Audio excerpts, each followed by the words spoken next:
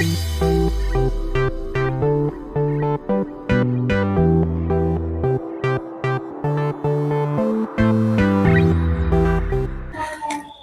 warahmatullahi wabarakatuh. Salam FG. Halo adik-adik, berjumpa lagi bersama Kak Farhan di channel Fantastic Genius, channel yang membahas materi pelajaran matematika, fisika, dan kimia tingkat SMA. Untuk pertemuan kali ini, kakak akan membahas materi pelajaran matematika bab eksponen, ya. Jadi masih berkaitan dengan eksponen, khususnya untuk sifat-sifat eksponen. Ya, di pertemuan sebelumnya kakak sudah membahas bagaimana cara memangkatkan bilangan bulat, pecahan, bilangan positif, bilangan negatif, kemudian operasi hitung antar bilangan berpangkat. Nah, saat ini kakak akan membahas sifat-sifat eksponen. Ada beberapa sifat eksponen yang kakak tuliskan di sini. Ada tiga sifat eksponen. Ya, kita langsung saja ke materinya ya. Sifat 1.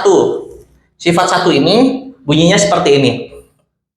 A pangkat N dikali A pangkat N sama dengan A pangkat M tambah N. Jadi, di sifat 1 ini, apabila ada bilangan pangkat dengan basis sama, ya, basisnya sama, dikalikan, maka pangkatnya tinggal dijumlahkan saja. Contoh nomor 1. 7 pangkat 4 dikali 7 pangkat 2. Ini kan basisnya sama-sama 7.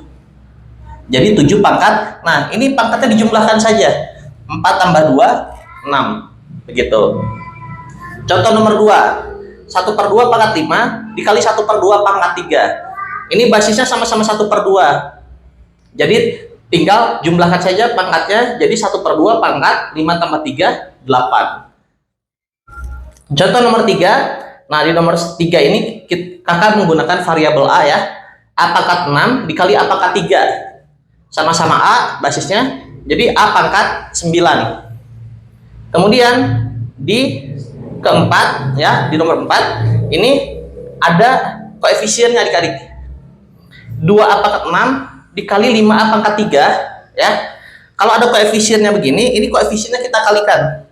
2 kali 5. 2 kali 5 itu 10. A pangkat 6 dikali A pangkat 3, pangkatnya dijumlahkan jadi A pangkat 9. Jadi koefisiennya dikalikan seperti biasa. Contoh nomor 5. Nah, di contoh nomor 5 ini ya, basisnya atau variabelnya lebih dari 1. Jadi ada A dan B.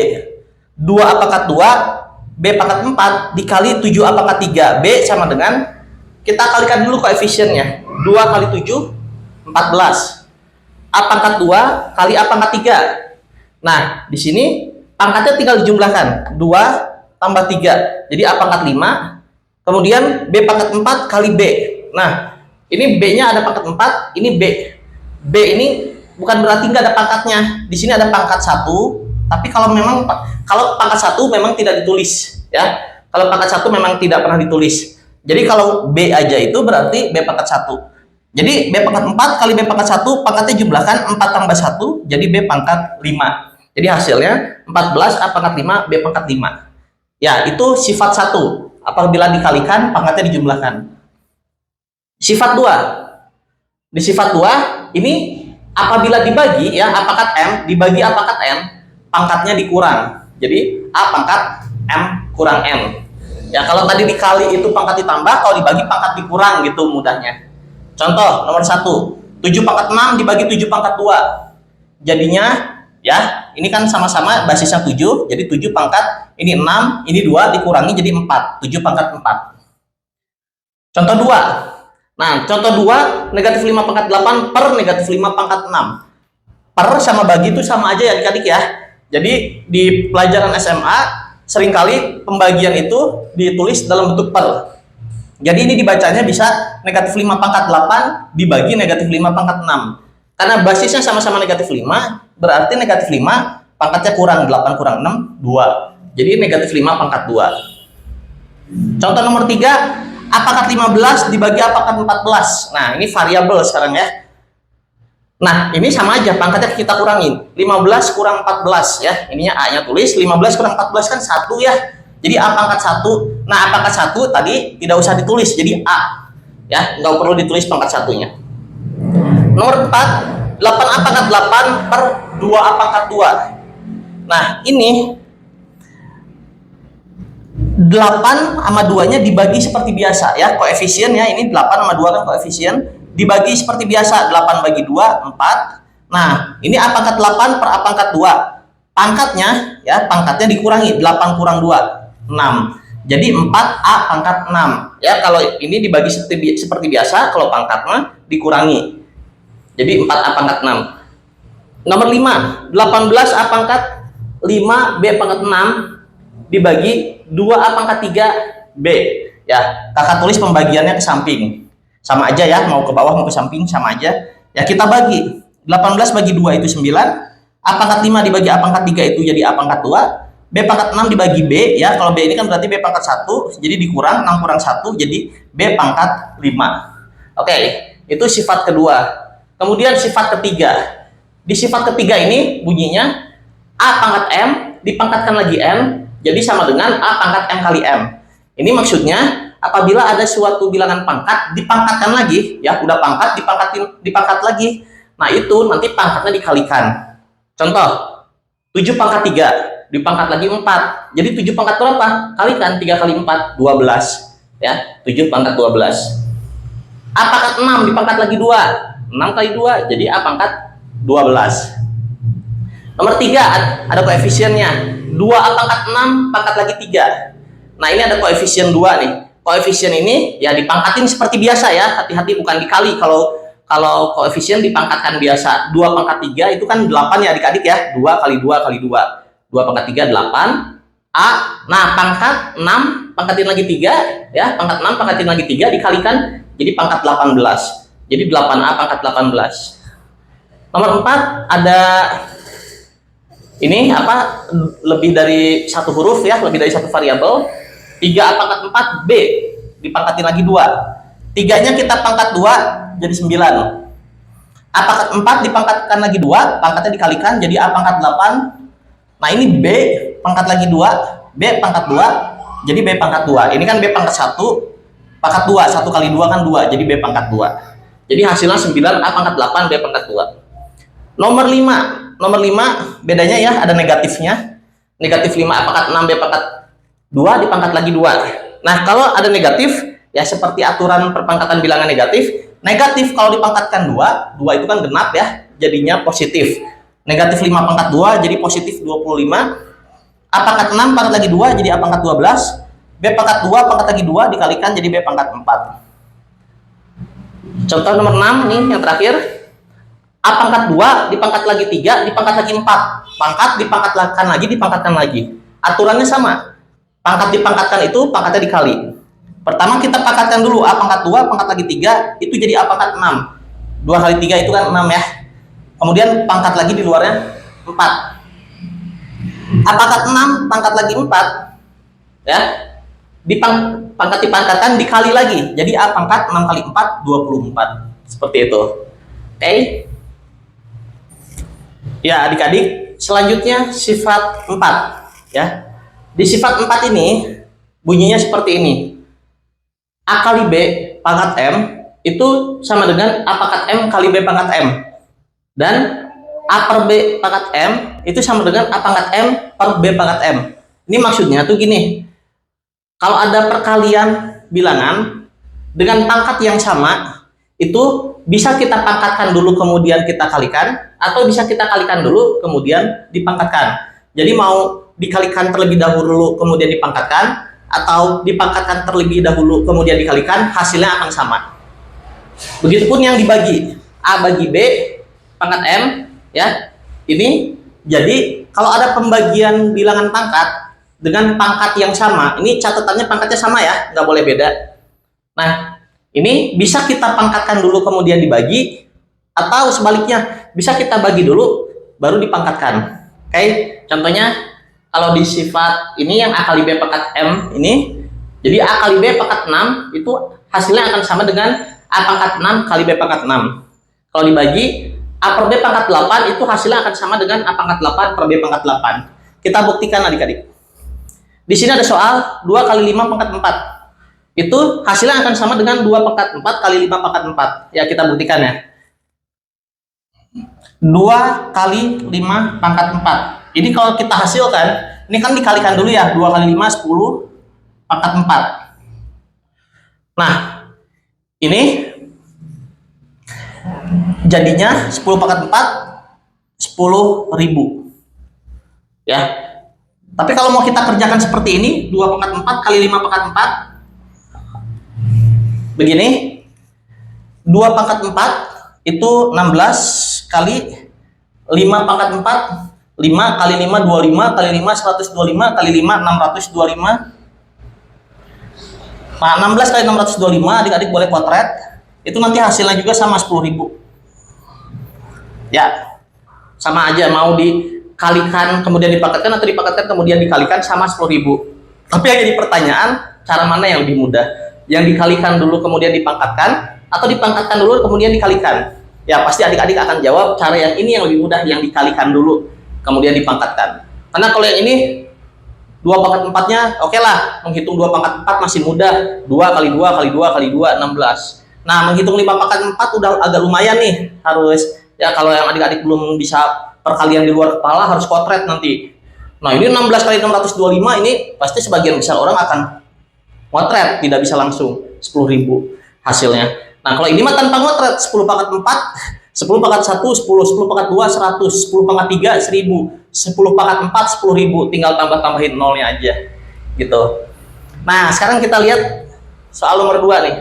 8 per 4 pangkat 5, itu sama aja dengan 8 pangkat 5 per 4 pangkat 5. Karena hasilnya ini akan sama, kita akan lebih pilih cara yang mana? Yang ini atau yang ini? Ya, tentu yang ini. Yang lebih mudah, ya. Karena kalau ini 8 pangkat 5, ya, kakak saja untuk menghitung 8 pangkat 5 nih harus potret. 8 pangkat 1 8, 8 pangkat 2 berarti 64, pangkat 3 64-nya kali lagi 8 512, pangkat 4 512-nya kali lagi 8, itu perlu potret. Nanti sekali lagi dipangkatkan, dan sekali lagi dikali 8. Nah, itu lumayan besar angkanya. 4 pangkat 5 juga lumayan besar. Ketika dibagi juga nanti hasilnya juga cukup rumit gitu ya, membaginya harus pakai bagi kurung. Nah, sedangkan kalau pakai cara ini, 8 per 4 pangkat 5, ini dibagi dulu. 8 bagi 4, 2 pangkat 5. Sama dengan 8 bagi 4 kan 2 pangkat 5. Bagi dulu kemudian dipangkatkan. 2 pangkat 5 ini kan mudah ya. 2 kali 2, 4, kali lagi 2, 8, kali lagi 2, 16, kali lagi 2, 32.